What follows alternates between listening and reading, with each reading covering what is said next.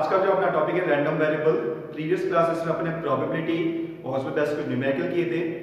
Now जब अपन experiment करते हैं तो एक्सपेरिमेंट से अपन को क्या मिलेंगे, आउटकम्स। और वो आउटकम्स जो है आपके दो तरह के हो सकते हैं, न्यूमेरिकल्स एंड नॉन न्यूमेरिकल। ठीक, numeric and non numeric. The outcomes are two types. Numeric outcomes means when we throw a die then we get 1 2 3 4 5 6 and that is numeric outcome. And but when we throw a coin then we get head and tail, and head and tail are non numeric outcomes. तो जब भी हम experiment perform करते हैं तो वहां से आपको दो तरह के आउटकम्स मिल रहे हैं, न्यूमेरिक एंड नॉन न्यूमेरिक। उन दोनों आउटकम्स को एक ही प्लेस पे लाने के लिए, क्योंकि जब अपन प्रोबेबिलिटी तो बेसिक है, बट जब भी अपन सैम्पलिंग थ्योरी और आगे अपन एडवांस एनालिसिस करेंगे तो प्रोबेबिलिटी से ऊपर भी अपन को कैलकुलेशन की रिक्वायरमेंट पड़ेगी। तो वहां हम दोनों आउटकम्स को एक ही प्लेस पे लाना पड़ेगा, और उन दोनों आउटकम्स को एक ही प्लेस पे लाने के लिए हमें सैंपल स्पेस पे एक वेरिएबल डिफाइन करना पड़ेगा, और वो वेरिएबल कहलाता है आपका रैंडम वेरिएबल। क्या कहलाता है वो वेरिएबल आपका? Random variable. तो random variable is a function which define on the sample space as to real number. तो रैंडम वेरिएबल क्या है? एक फंक्शन है जो सैंपल स्पेस से रियल नंबर पे डिफाइन है, और सैंपल स्पेस के हर एक इवेंट को वो एक यूनिक नंबर या यूनिक रियल नंबर अलॉट करेगा। रैंडम वेरिएबल को हम जनरली कैपिटल लेटर्स से डिनोट करेंगे, जैसे x, y एंड z, और उसके करस्पॉन्डिंग जो वैल्यूज लेंगे रैंडम वेरिएबल उन्हें अपन डिनोट करेंगे स्मॉल लेटर से, small x, small y and small z। Now, according to nature, the random variable are two types: discrete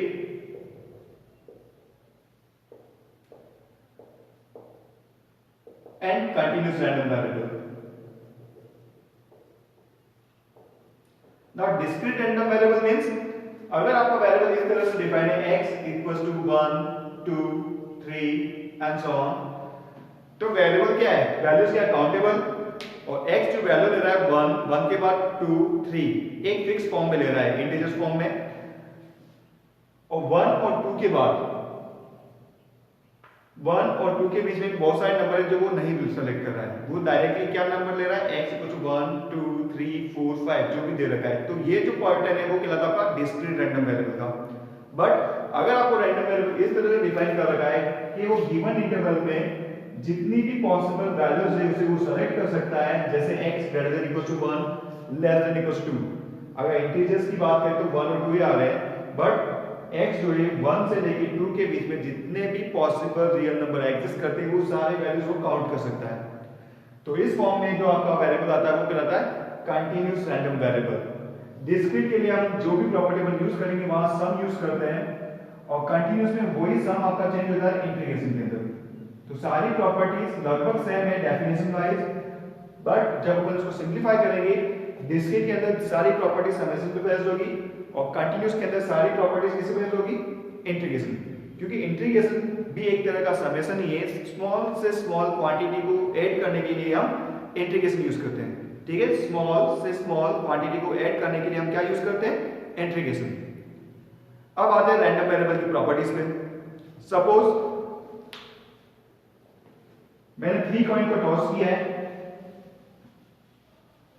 ये एक्सपेरिमेंट क्या है? Tossing of a 3 coin. Tossing of a 3 coin.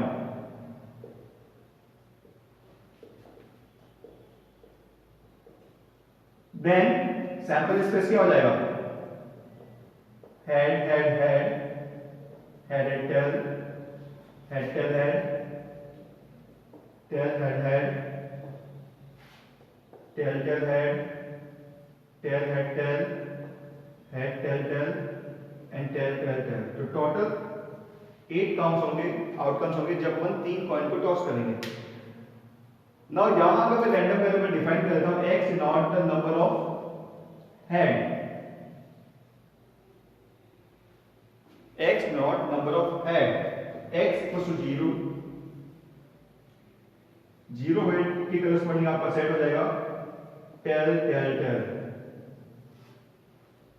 x equal to 1, x equal to 1 के corresponding आपका set हो जाएगा 1 8 के favourable के 3 है tail tail head, tail head tail, and head tail tail. x equals to 2 head के corresponding अपने पास केसेस आ जाएंगे, head tail head and tail head and x equals to 3। जो रैंडम वेरिएबल वैल्यू ले सकता है, मैक्सिमम वैल्यू कितनी आएगी 3 हेड्स, और उस x इक्वल टू 3 के करस्पॉन्डिंग आपके single unit head and head. तो जब अपन ने रैंडम वेरिएबल डिफाइन किया इस एक्सपेरिमेंट या इस सैंपल स्पेस के ऊपर, तो x डिनोट कर रहा है आपका नंबर ऑफ हेड पर, और नंबर ऑफ हेड कितने आ सकते हैं, मिनिमम 0 एंड मैक्सिमम आ सकते हैं 3। तो x जो वैल्यू लेगा 0 1 2 एंड 3, कौन कौन से वैल्यू ले रहा है, x इक्वल टू 0 1 2 एंड 3। तो रैंडम वेरिएबल ने सैंपल स्पेस को कहां किसमें डिवाइड कर दिया, mutually exclusive and collectively exhaustive set of events. क्यों, क्योंकि जितने भी अपने पास इवेंट है ai intersection aj for i not equals to j is 5, ai intersection aj for i not equals to j is 5, and set of union of all the set a0 union a1 union a2 union a3 आपका क्या दे रहा है, sample space S।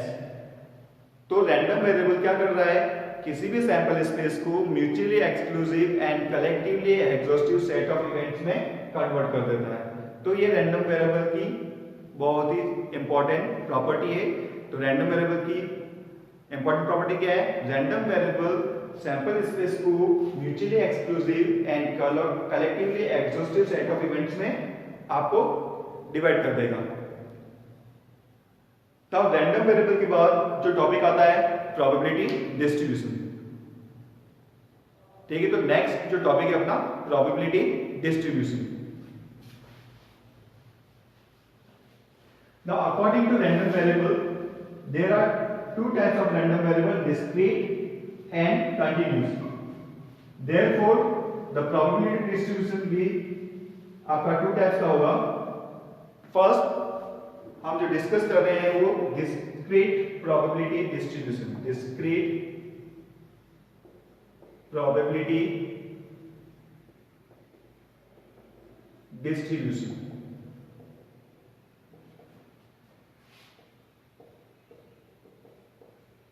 Discrete probability distribution. तो probability distribution क्या है, जब अपन ने किसी भी सैंपल स्पेस पे रैंडम वेरिएबल डिफाइन किया है, तो रैंडम वेरिएबल और उसके करस्पॉन्डिंग प्रोबेबिलिटी का जो सेट होगा वो कहलाता है आपका probability distribution. Random variable with corresponding probability, the set of this are called probability distribution. ठीक है, सपोज आपका रैंडम वेरिएबल x है, वो आपकी वैल्यू दे रहा है x equals to x0 x1 x2, और उसकी करस्पॉन्डिंग प्रोबेबिलिटी आपकी हो गई px p0 p1 and p2। तो ये जो सेट है random variable with corresponding probability, ये आपका कहलाता है probability distribution. Now probability distribution 2 properties को फॉलो करेगा, all probabilities is greater than equals to 0, and second sum of total probability is equals to 1। ठीक है, जो भी आपको प्रोबेबिलिटी डिस्ट्रीब्यूशन दे रखा है, all probabilities should be greater than equals to 0 and sum of total probability is equals to 1। now इसको इसी में बेस अपन कुछ न्यूमेरिकल कर लेते हैं।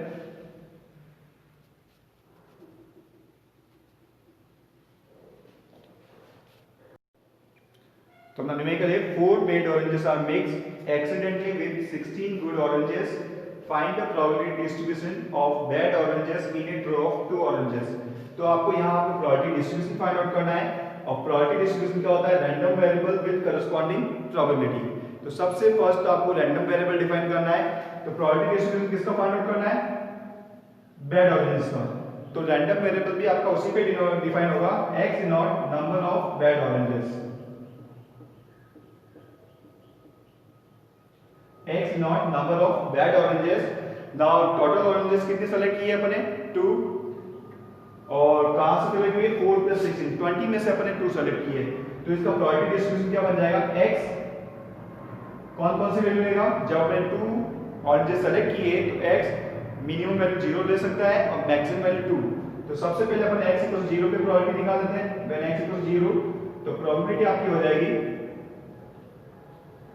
x इक्वल 0 का मतलब हो गया दोनों जो ऑरेंजेस है वो गुड में से निकली, यानी 16 में से 16c2 upon total number of cases 20c2। इसको सिंपलीफाई करेंगे तो 16 into 15 upon 2 into 1, 20 into 19 upon 2 into 1। 2 से 2 कैंसिल आउट हो गया, 5 से ये क्या 5 टाइम्स, सॉरी 5 से ये 3 टाइम्स और 20 का 4 टाइम्स एंड 4 से 16 चला गया 4 टाइम्स। नाउ 4 3 जा 12 बाय 19। आपकी x इक्वल टू 0 की प्रोबेबिलिटी होगी x equal to 1 good and 1 bad. 1 good तो आपके आएगी 16 में से, तो अपन फेवरेबल के साथ जाएगा 16c1 एंड 1 बैड। बैड कहां से आएगी 4 में से इनटू 4c1। तो ये तो हो गए x इक्वल टू 1 के करस्पॉन्डिंग फेवरेबल केसेस जब आपकी 1 बैड ऑरेंजेस है in a draw of 2 oranges. And total number of cases आपके हो गए 20c2। क्या हो गए 20c2। सिंपलीफाई करोगे तो इसे 16 into 4 upon 20 into 19 by 2 into 1।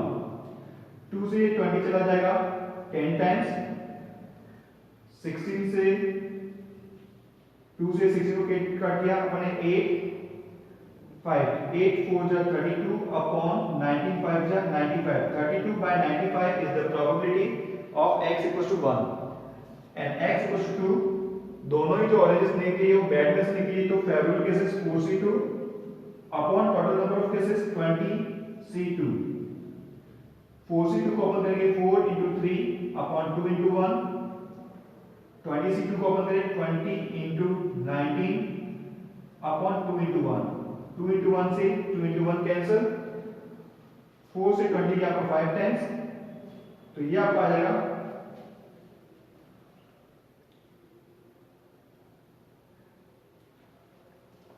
3 upon 95। कितना आ गया आपका ये 3 अपॉन 95। तो ये जो प्रोसीजर है x को 0 1 और 2 के करस्पॉन्डिंग अपने इसकी करस्पॉन्डिंग प्रोबेबिलिटी फाइंड आउट कर ली और इसको एक टेबुलर फॉर्म में अगर अरेंज करते हैं तो आपका प्रोबेबिलिटी डिस्ट्रीब्यूशन क्या हो जाएगा? Probability distribution for bad oranges क्या हो जाएगा? x equals to 0 1 and 2 and उसके करस्पॉन्डिंग आपकी प्रोबेबिलिटीज आ गई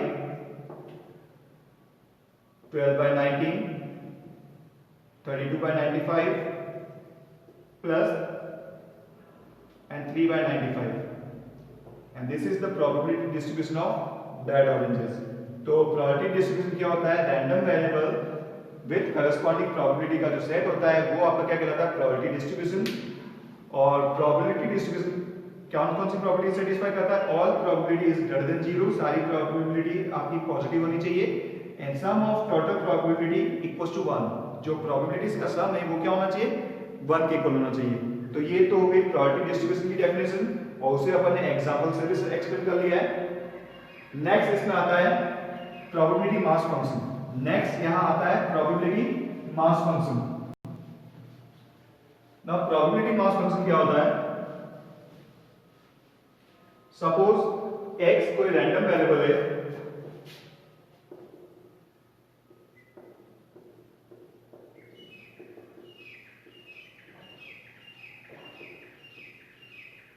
x कोई आपका रैंडम वेरिएबल है और उसके करस्पॉन्डिंग जो प्रोबेबिलिटी फंक्शन है वो px से डिनोट कर रहे हैं। तो जो आपका px है वो आपका प्रोबेबिलिटी मास फंक्शन कब होगा?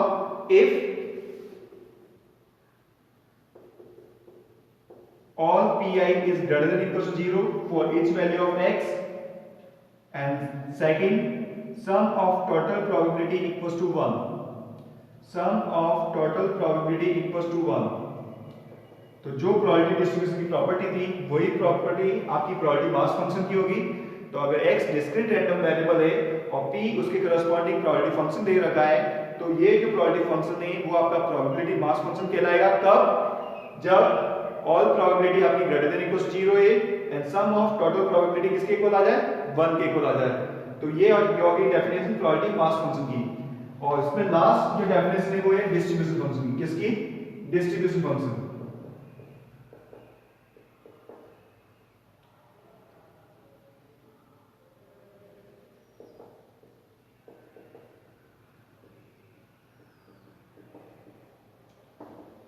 नाउ डिस्ट्रीब्यूशन फंक्शन को जनरली हम डिनोट करते हैं कैपिटल एफ से। जिस तरह से अपन क्यूमुलेटिव फ्रीक्वेंसी फाइंड आउट करते हैं, सेम तरह क्यूमुलेटिव प्रोबेबिलिटी भी फाइंड आउट करेंगे। तो डिस्ट्रीब्यूशन फंक्शन आपका मेनली क्या है, क्यूमुलेटिव डिस्ट्रीब्यूशन फंक्शन। क्यूमुलेटिव मतलब करस्पॉन्डिंग प्रोबेबिलिटीज का सम करते हुए चलते हैं। जिस तरह से अपन ने फ्रीक्वेंसी डिस्ट्रीब्यूशन में क्यूमुलेटिव फ्रीक्वेंसी फाइंड आउट की है, संचयी बारंबारता जिसे बोलते हैं हिंदी में, तो क्या करते हैं, प्रीवियस फ्रीक्वेंसी में करंट वाली फ्रीक्वेंसी ऐड करते हुए अपन CF फाइंड आउट करते जाते हैं। तो वही चीज यहाँ है, तो प्रीवियस प्रोबेबिलिटीज में करंट प्रोबेबिलिटीज अपन ऐड करते हुए cumulative probability distribution find out करेंगे। और जनरली उसको क्या बोलते हैं अपन, डिस्ट्रीब्यूशन फंक्शन डिनोट करते हैं अपन कैपिटल F से। And capital F equals to probability of x less than equals to x, यानी आपको इस पॉइंट तक की प्रोबेबिलिटी का सम करना है, इस पॉइंट तक की प्रोबेबिलिटी का सम करना है। और वो जो प्रोबेबिलिटी आएगी वो डिनोट करेंगे अपन को डिस्ट्रीब्यूशन फंक्शन को। तो ये मेन डेफिनेशन होगी डिस्क्रीट प्रोबेबिलिटी डिस्ट्रीब्यूशन के अंदर। यहां अपन ने प्रोबेबिलिटी डिस्ट्रीब्यूशन डिफाइन कर लिया है, second probability mass function define किया है, and the third one is distribution function. Now आप इस पे बेस न्यूमेरिकल कर लेते हैं। Question number first,